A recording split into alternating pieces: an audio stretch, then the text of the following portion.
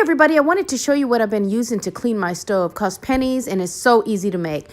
I make this stove scrub that uses baking soda, natural dish soap, a couple drops, a fourth of a cup of that, 1 cup of baking soda, and some drops of an orange oil, either citrus bliss or wild orange oil.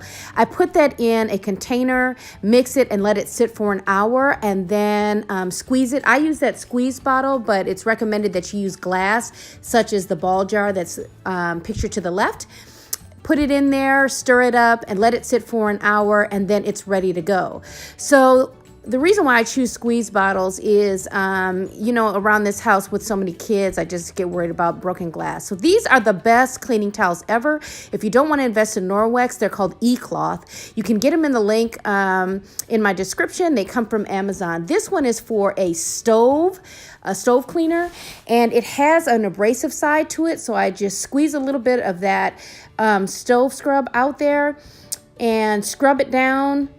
And it comes off actually much easier than using even SOS. Those cloths are excellent, and they're supposed to allow you to use natural products and decrease the amount of products you use, making a safer environment for your family. But they work so good.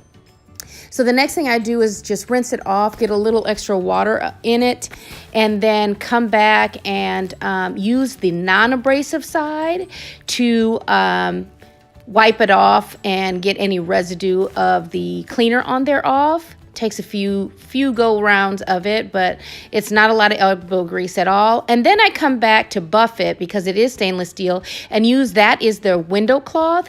They also have a stainless steel cloth, but this is the window. They're about the same texture, and it gives a good buff quality. It actually looks like you put the oily stainless steel cleaner on there, but it's not. Comes off shiny and pretty. So you got to invest in those, especially if you're going to be using natural products.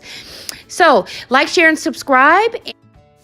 And I'll put the recipe link in the description. Have a blessed day.